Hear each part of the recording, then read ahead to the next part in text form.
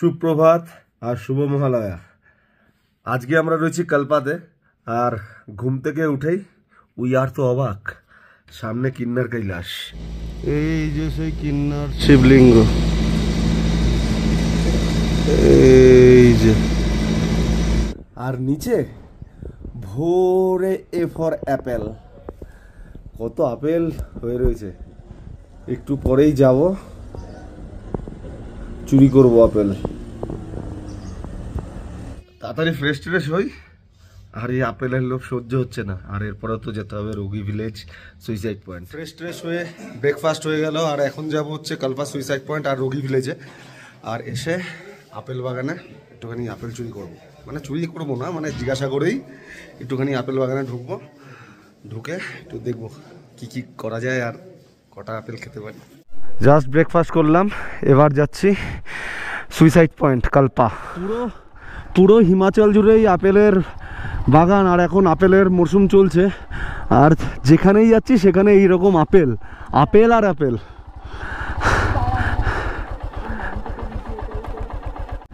খালি রাস্তার দুধারে আপেল গাছ আর আপেল গাছ, আর ভরে ভরে আপেল, লাল টসটসে apple. A for apple, B for ভরে ভরে আপেল। আর নিচেও রাস্তায় আপেল পড়ে রয়েছে প্রচুর। আমরা যে হোটেলে ছিলাম, হোটেল হোয়াইট নেস্ট, এখান থেকে Kalpa suicide point 3 kilometre approx. আর এখন আমরা যেখানে আছি সেখান থেকে আর ওই 2.5 কিলোমিটার দেখাচ্ছে অ্যাপ্রক্স।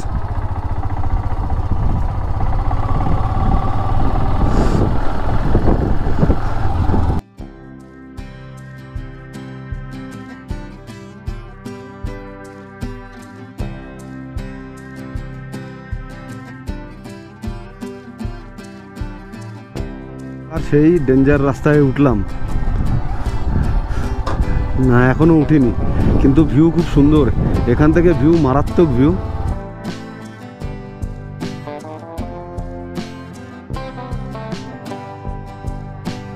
কি ভিউ, হ্যাঁ এখান থেকে। আর তেমন খাড়া খাদ, হ্যাঁ চলে গিয়ে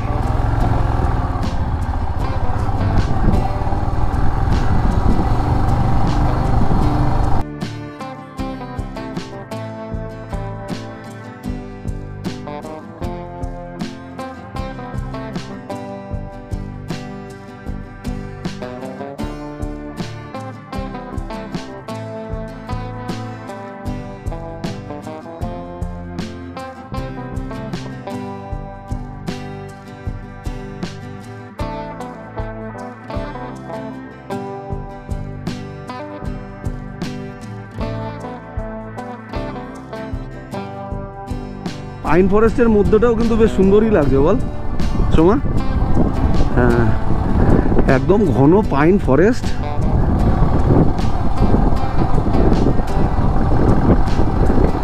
আর এখানে গাড়ি টাড়ি দাঁড়িয়ে আছে।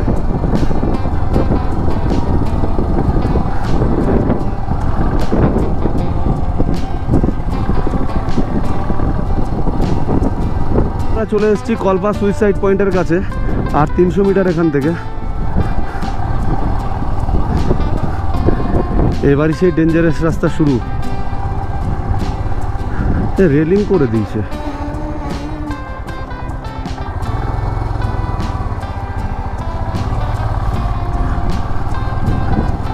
প্রায় আমরা চলে এসেছি কালপা সুইসাইড পয়েন্টের কাছে।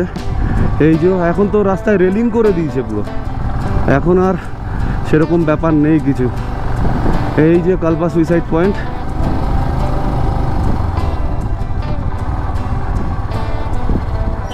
আমরা এখন আছি কালপা সুইসাইড পয়েন্টে, আর পিছনে সোমা লোকাল ড্রেস পরছে। আন্টি ড্রেসটা নাম क्या? হিমাচলি ড্রেস।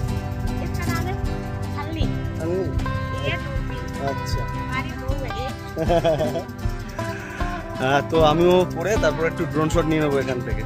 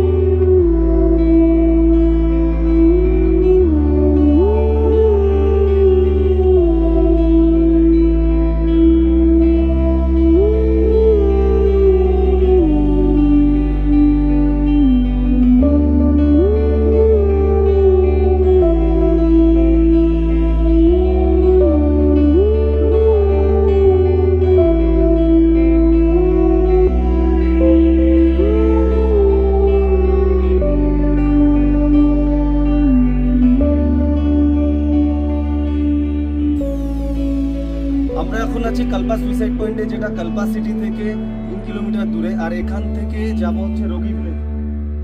কালপা সুইসাইড পয়েন্টে কিছুক্ষণ সময় কাটিয়ে চলা শুরু করলাম রোগী ভিলেজের দিকে। আর রাস্তা যেমন সরু তেমন খাড়া খাদ, আর রাস্তার পাশে রেলিংগুলো শেষ হতেই খাদে পড়ে যাওয়ার ভয় তো একটু করছিল।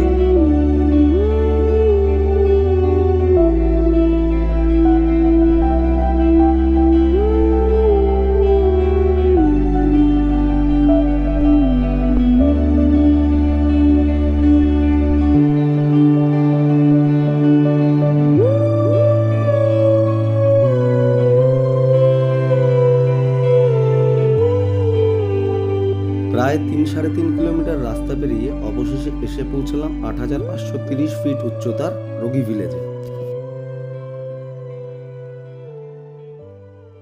আমরা এখন আছি রোগী ভিলেজের নারায়ণ মন্দিরের সামনে। অসাধারণ সুন্দর একটা মন্দির, কাঠের কাজ করা।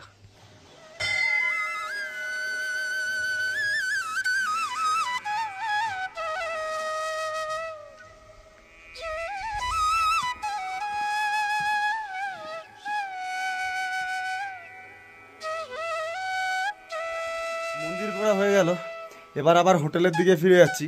এরপরে ইচ্ছে আছে আপেল বাগানে গিয়ে কিছু আপেল পাড়ার। ঘন্টা দেড়েক সময় নিয়ে নারায়ণ মন্দির আর রোগী ভিলেজ ঘুরে আবার বেরিয়ে পড়লাম। আজকের গন্তব্য নাকো। আর বাইক চালাতে চালাতেই উপভোগ করলাম একদম সামনে থাকা কিন্নার কৈলাস পর্বত আর শিবলিঙ্গের অপূর্ব দৃশ্য।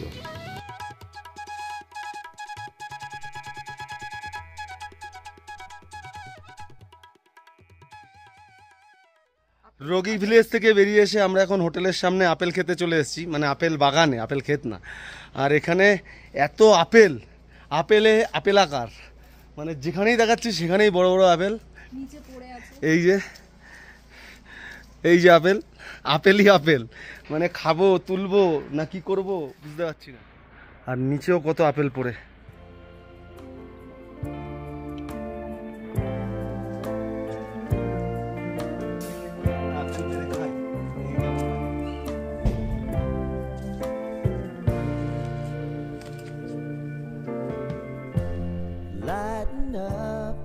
নাকো যাওয়ার পথে ঠিক আমাদের হোটেলের সামনে আপেল বাগানে কিছুক্ষণ সময় কাটিয়ে আবার বেরিয়ে পড়লাম। চলা শুরু করলাম পাইন বনের মধ্যে দিয়ে।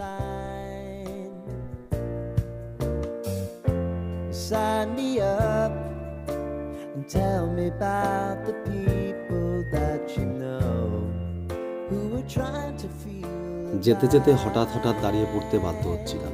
কোনো ভিউ মিস করা যাবে না যে এই অপূর্ব Kinnar কৈলাসের। If you need to cry,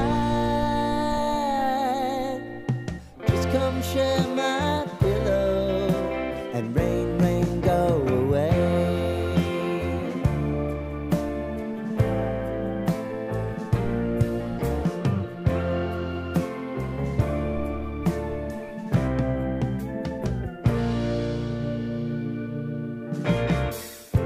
I wanna hear about everything you're ever thinking. You know that অপূর্ব সৌন্দর্য উপভোগ করতে করতে অবশেষে এসে পৌঁছালাম রিকংপিওর পেট্রোল পাম্পে। তবে কপাল খারাপ, এখানে পেট্রোল পেলাম না। হতাশা আর উদ্বেগ নিয়ে বেরিয়ে পড়লাম আগের দিন ফেলে আসা 15 কিলোমিটার পিছনে এইচপি পেট্রোল পাম্পের দিকে, যদি সেখানে পেট্রোল পাই।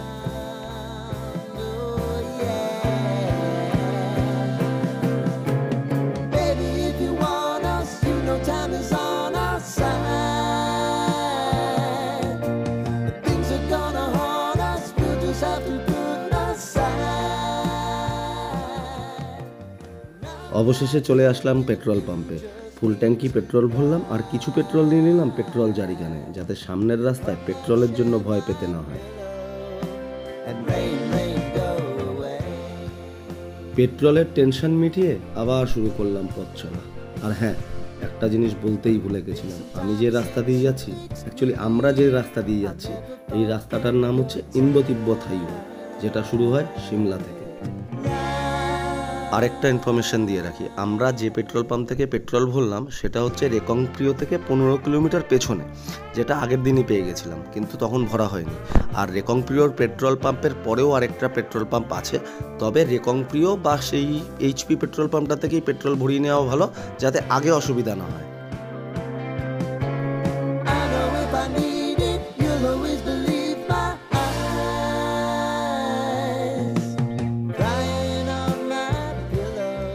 পেট্রোলের ইনফরমেশন অনেক হলো, এবার প্রাকৃতিক সৌন্দর্য উপভোগ করার পালা।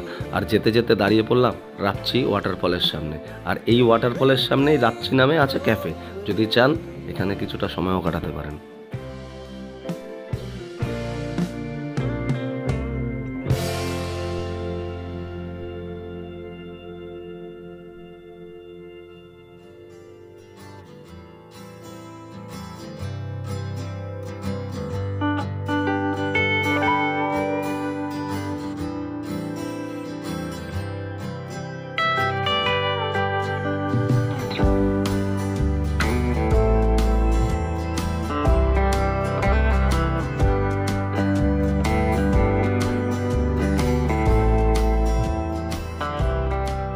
পাশ থেকে বয়ে যাচ্ছে সতলুজ রিভার, বাইক ছুটে চলেছে ক্লিফহ্যাঙ্গার রাস্তা থেকে, আর দুপাশে রং বেরঙের পাহাড়, একটা অসাধারণ পরিবেশ।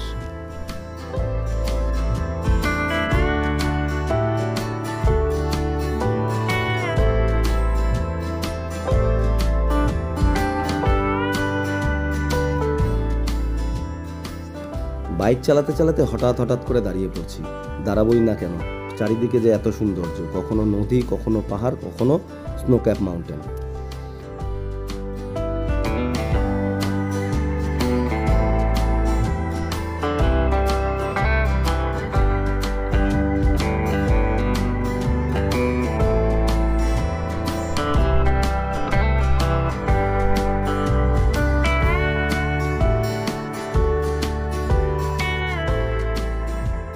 অনেকক্ষণ বাইক চালাতে চালাতে আমাদের খিদাও প্রচণ্ড পেয়েছিল, তাই দাঁড়িয়ে পড়লাম রাস্তার পাশে থাকা নিমা দোলমা ধাবায়। যেতে যেতে আবার খিদা পেয়ে গেল, আবার দাঁড়িয়ে গেলাম, আর নিয়ে নিয়েছি আপাতত থুপ্পা, আর এরপরে মোমো আসছে। এই যে সাটানো শুরু করে দিয়েছে, আর একটু আস্তে খা, আমার জন্য রাখিস। হ্যাঁ,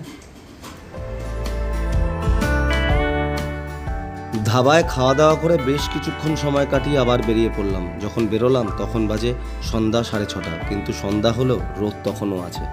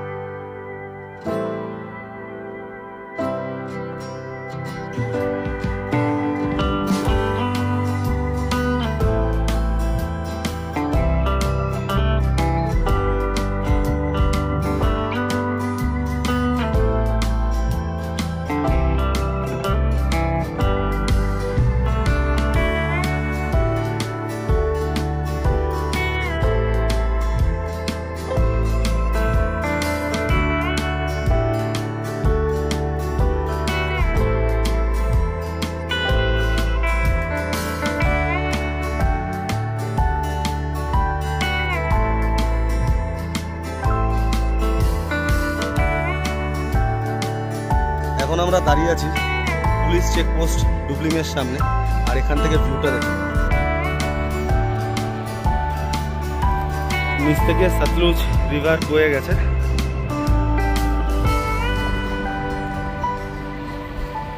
দারুণ।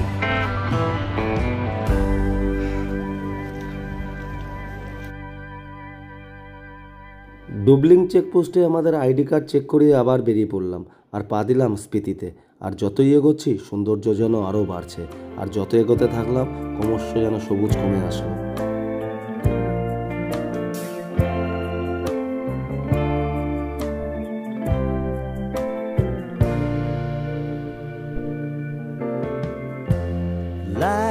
up, take me on your magic river.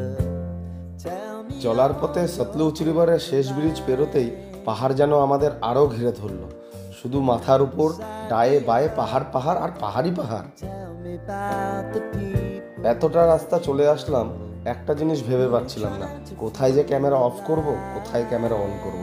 যখনই ক্যামেরা অফ করি তার পরক্ষণই মনে হয় ক্যামেরাটা আবার অন করতে হবে, না তো এই ভিউটা মিস হয়ে যাবে, এই ভিউটা বাড়ির লোককে দেখাতে পারবো না। If you need to cry,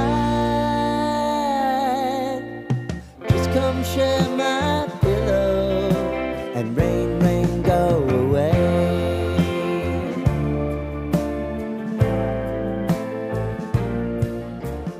রাস্তা এগোনোর সাথে সাথে তাল মিলিয়ে অস্ত যেতে থাকলো সূর্য, আর বাড়লো পাহাড়ের উচ্চতা, আর পাহাড়ের উচ্চতা যতই বাড়তে থাকলো নামলো পারদ, বাড়লো শীতের দাপট আর দমকা হওয়ার প্রবলতা।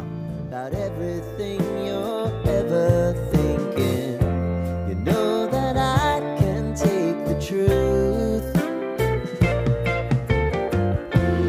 Call me out if you think I'm never slipping. Maybe I can. আমরা চলে এসেছি অলমোস্ট, এই যে নিচ থেকে নাকো ভিলেজ দেখা যাচ্ছে, একটু পরেই পৌঁছে যাব। You know time is on our side. নাকো ভিলেজের কাছে আসতে মেন রোড থেকে উঠে পড়লাম ডান দিকে নাকো ভিলেজের দিকে। এবার হোমস্টে নেওয়ার পালা। অনেকক্ষণ আমরা হোমস্টেতে ঢুকে গেছি। হোমস্টের নাম হচ্ছে নাকো ভ্যালি হোমস্টে, আর এই হচ্ছে আমাদের রুমের অবস্থা। সোমা অলরেডি ডাইনিং রুমে চলে গেছে, আমিও যাই, প্রচণ্ড খিদা পেয়েছে, ডিনারটা করে নিই। এই যে কিচেন, এখন আমাদের ডিনার আসবে, খেয়ে নেবো, প্রচণ্ড খিদা পেয়েছে। খাওয়ায় কি কি দিয়েছে রে? ডাল আছে, এবার দেখতে তো ভীষণ সুন্দর লাগছে, সালাড আছে, এটা হচ্ছে চিকেন একটা গ্রেভি, হ্যাঁ তাও এটা হাফ প্লেট নাকি, কিন্তু এটা নাকি আবার বলছে হাফ, এটার দাম 350 টাকা, আর হাফ বল আর রাইস। ডিনার ডান। আমি তো প্রচুর খেয়েছি, প্রচুর, মানে এক কড়াই মাংস পুরোটা আমি খেয়ে নিয়েছি। যাই হোক, দারুণ খাওয়া দাওয়া, আর আজকে তেমন কিছু করার নেই, এবার যাব, যা ডেটা আছে সেগুলো ট্রান্সফার করব, ঘুমিয়ে পড়বো। তো আজকের দিনটা এখানেই শেষ। Good night, take care, tata, bye bye. আর লাইক শেয়ার আর সাবস্ক্রাইব অবশ্যই করবেন।